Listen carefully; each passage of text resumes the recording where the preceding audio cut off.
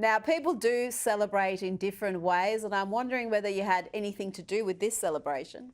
You ain't the same on the game. Hey, Donald Trump is your president, if you like it or not. Donald Trump. Hello guys, welcome back to my YouTube channel at Peace and Makeover. Today I'm going to be checking out leftist losing delusional host on The View lashes out after angry Trump rants. I don't know if I got that right, but without further ado, let's get it. Now it's time for Lefties Losing It, and we have a star-studded lineup for you tonight, from Barbara Streisand to our late-night TV hosts. But let's start, Lefties, with the always clueless, always bitter, always delusional ladies of The View. God bless ABC for keeping this awful program on air. If it wasn't for the hosts of The View, well, I don't know where I'd get my content from some days. All the hosts are pretty awful, but some are more awful than others. Listen here as one of the less awful hosts tries to say something actually sensible and factual, but Sunny Hostin ain't having it. She just keeps screeching misogyny, sexism. These different demographics and these assumptions of where they're going to go. Latinos in Texas, a district that's 97% Latino, went 75 percentage points for Donald Trump. Why? Misogyny. It's on the border. It's the border misogyny. crisis is on their doorstep. And they were begging people to care about it for years. We need to take some lessons. That's what that was. The lessons are not misogyny. Who's there? Oh my gosh, it's Whoopi. There you have it. They're all just a pack of misogynist monsters down there, all the Latinos, Hispanics. That's what Sunny thinks. It sounds a little bit racist if you ask me. But the meltdowns did not end there. Here she attacks not just Latinos, but America. The whole country is rotten, apparently. I think the more relevant question actually is, what is wrong with America?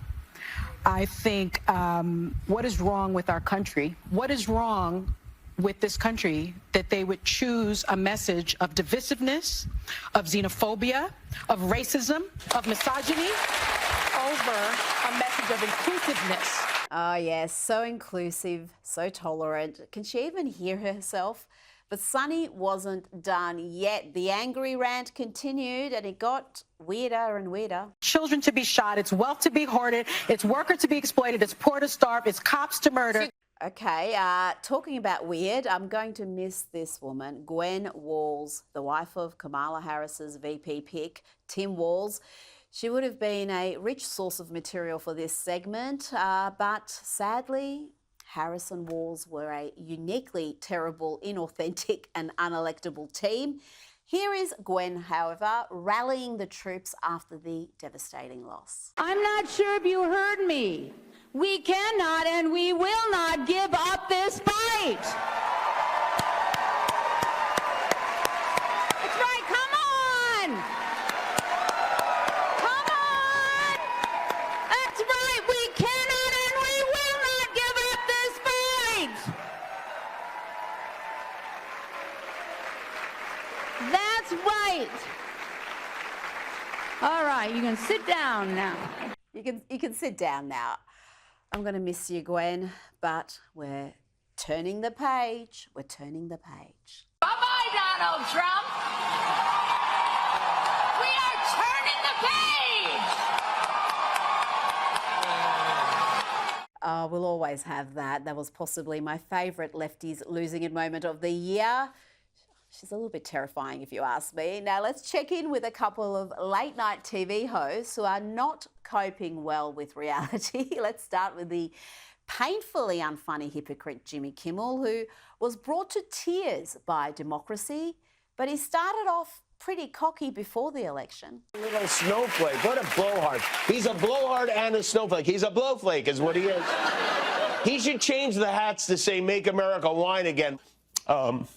More than half of this country voted for the criminal, still trying to figure out what happened. Oh, now, that's a tad unfair. Let's have a listen to why he's crying. Maybe there is something redeeming or insightful we can learn from this man. Let's be honest, it was a terrible night last night. It was a terrible night for women, for children, for the hundreds of thousands of hardworking immigrants who make this country go. For healthcare, for our climate, for science, for journalism, for justice, for free speech. It was a terrible night for poor people, for the middle class, for seniors who rely on Social Security, for our allies in Ukraine, for NATO, for the truth. He's totally demented. It was a terrible night for democracy. What democracy was terrible for democracy, a candidate winning in a landslide, winning the Electoral College by the biggest margin we've seen from a Republican in 36 years, winning the popular vote, biggest popular vote ever by a Republican, winning convincingly, including the Senate, every swing state. And that's bad for democracy. You see, the left only values democracy if they win. And during that little emotional diatribe from Kimmel, he talked about women's rights and decency. I'm sorry, but I'm not about to be lectured on decency from this creep. Tell us what you think of the statue. I mean, do you think that she's attractive or not? Take another look at her. It's so obscene that we've had to pixelate some of that footage and can't show you the whole thing. He's always been gross and frightfully unfunny. And talking about unfunny, let's hear from Stephen Colbert. All day yesterday, I was walking around proudly wearing my I voted sticker. Today, I wore my I am questioning my fundamental belief in the goodness of humanity sticker. Now, they give those out. This is a democracy. That's democracy with a capital duh. And in this democracy, the majority has spoken, and they said they don't care that much about democracy. You know, the Republicans should pray to have political opponents that are this dumb, this blind, this deluded, and completely incapable of introspection, so out of touch and insulated in their little echo chambers that they are unlikely to ever work out the obvious reasons why Donald Trump won in a landslide. At least Colbert is honest enough to note that his audience is protected from the truth. If you watch this show regularly, I'm guessing you're not doing great. Yeah, me neither. Yep, if you watch trash like that, reality will hit you hard because you've been fed nothing but leftist lies and hysteria. And a woman who clearly has been on a diet of lies and hysteria and pancakes is Barbara Streisand. Remember the last time Trump was president and she claimed that he was making her fat? That's a real headline. Well, this time she's pledging to flee the country. How do you feel about the specter of a second Trump administration? I will move. I can't live in this country if he became president. But where would you go? Where would you go? Probably to England. Mm-hmm. I like England. Now, there'll be plenty more Lefties content with my next guest, host of Primetime with Alex Stein on Blaze TV. Alex Stein, who also did invaluable work as a white dude for Kamala. We have to stop Donald Trump from getting into office. I came here with a dream. And I'm not going to stand for it. I'm not going to stand for Donald Trump, and I'm doing it for these kids. I love these kids. I love these kids. I'm just not happy. I'm going through so much. And my damn wife keeps posting on Facebook she's in Cancun, Mexico with her new boyfriend. And I just want one kid to learn how to do math. Oh, some of your best work, Alex. Explain yourself, please. Well, Rita, that was the day after the election, and they had a special meeting in Washington, D.C., because the testing scores, the standardized scores for the Washington school children, K through 12, were alarmingly bad. In the inner city schools, that the kids were proficient for their grade level, just 8% of the students were proficient. So they had to have a special meeting all about math. So that's why I went up there and talked about math. But that was the day after the election. And listen, I was up all night celebrating that Donald Trump win. I rolled in there. You know, my pencil was not full of lead, but still, I went in there and did my best. And it was a great performance. You know, I'm so happy. Thank you, Rita. It was a great performance.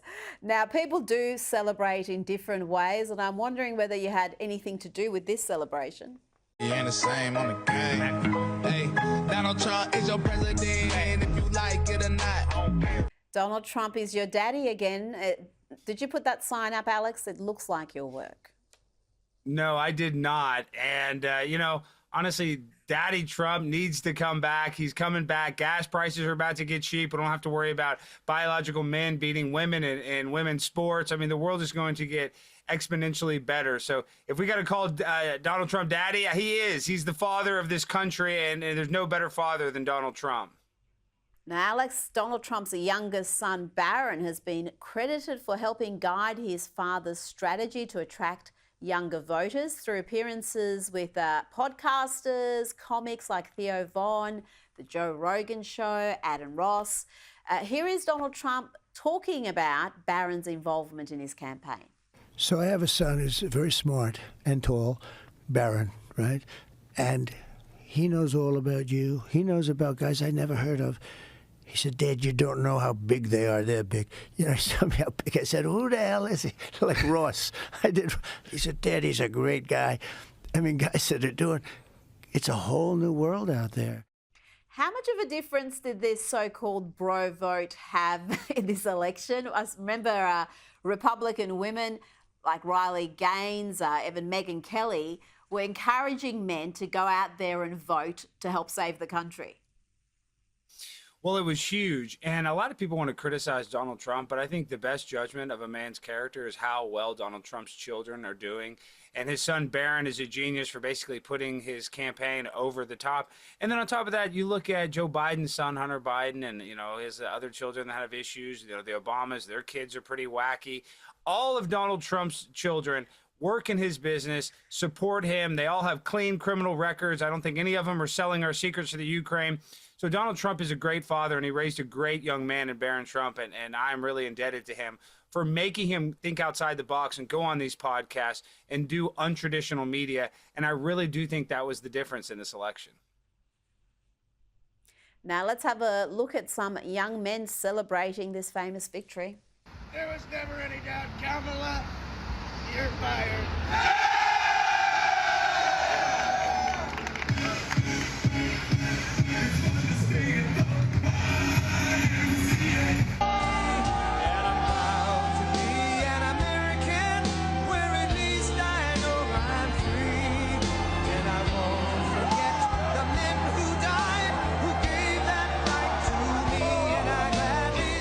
Being unburdened by Kamala Harris feels pretty good there. They're celebrating hard. Has there been any violence? I saw there were protests today in New York, Seattle, Chicago, all the usual places. But are they smashing up windows and attacking people yet, or are they saving that for the inauguration? Yeah, I think they're waiting for the inauguration to start burning down all of the city buildings. But, you know, that celebration dance is now taking over the NFL and college football. Multiple players for the San Francisco 49ers are doing it today. Yesterday, a bunch of college football players are doing that dance. So Donald Trump is just, I mean, he's a cultural phenomenon. Everything he touches turns into gold, literally. Even his dance moves are the hottest trending thing on TikTok and all over the world. So, you know, we're celebrating. Nobody here is really upset. I think everybody's ready for our country to take a step in the right direction. Now, Kamala Harris did do some podcasts herself. They just weren't as popular or interesting chats as the one Trump was having. And we're learning that she spent an enormous amount of money. Obviously, she had a lot more money than Donald Trump, around $1 billion war chest, 3 times more than what he had. And spent $100,000 reconstructing the Call Her Daddy podcast in a hotel room. I mean, look at that. How does that cost $100,000? It's beyond me. Tell me about how they've managed to waste $1 billion and still have the most devastating loss. I mean, Rita, Kamala Harris spent $1 billion on her campaign and is somehow $20 million in debt. I think that's the definition of girl math, and that would be a clear indication of how she would run the country. If she ran her campaign with free money and is still in debt, then this country would only get in much worse debt. And you know what? It actually really makes me upset that they had to build a fake set in a hotel room when there's a million different studios in D.C. and New York that they could have rented out and redecorated and spent not even 1/8 of that, probably 1/10. Probably for $10,000, they could have got a very nice studio. But they don't care about that. All they wanted to do is waste as much money and not actually do any, real deal interviews. Joe Rogan even said that they needed to curate and edit the interview if she did sit down with him. So she's just inauthentic. She's a phony. And because of that, nobody wanted to vote for her. Now we've got some news about Donald Trump's administration. He's already announced that the likes of Nikki Haley and Mike Pompeo will not be part of Trump 2.0. That was news that pleased his base enormously. And today CNN are reporting that Elise Stefanik will be the ambassador to the UN. That's the early reporting. What do you think about these choices thus far? Well, Congresswoman Stefanik's great. She's defended Donald Trump through and through, and she's in a traditionally red district in New York. So even though she's going to be plucked out of her position as Congresswoman, that district will probably still stay red. And, with Nikki Haley, she's got to go. I mean, she stayed in that primary and just costed Donald Trump votes and really positive energy for his campaign and just tried to stifle it before it even got started. So I'm happy that he's not going to surround himself with neocons and warmongers like Nikki Haley and Mike Pompeo. So Donald Trump's already making great decisions. And finally, Federal Emergency Management Agency, FEMA supervisor Marnie Washington has now been fired after it was revealed that she had told disaster relief workers on the ground in Lake Placid, Florida, to not assist people whose homes had Trump signs in the front yard. This is in the wake of Hurricane Milton. It's incredible that this could have happened. When I first heard this, I thought that there is no chance someone would actually give that direction. But Alex, here we are. Getting fired is not enough. I mean, they should charge her criminally for neglect or at least something more serious than just getting fired. And I'm sure she had a decent job at FEMA, probably made over 6 figures. But like I said, not giving aid to people because they have a different political viewpoint than you and don't want to vote for Kamala Harris, that's disgusting. That should be some sort of crime. And it just shows you that our federal emergency management system just does not care about actually helping people, especially if you have a different political viewpoint as a person that's handing out the aid. Alex Stein, thank you for your time. Thank you, Rita. Well, it's weird. Nice why people don't like talking about who they are voting for until the election day, because why would you choose not to give people help just because they are not voting for the same person you're voting for? That's the dumbest thing I've ever heard someone do. I'm sorry, but it's really, really dumb.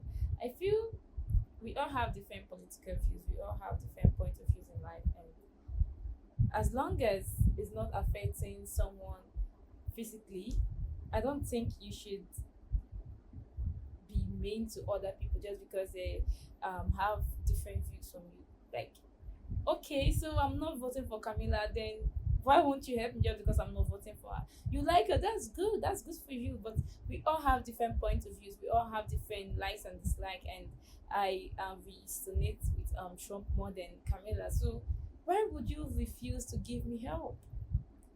People think weirdly, but that was a nice video. There was so much to talk about, and I just choose to speak about the last one. So do let me know what you think about my reaction. Don't forget to like, subscribe, and share my videos. I'll see you in the next one. Bye.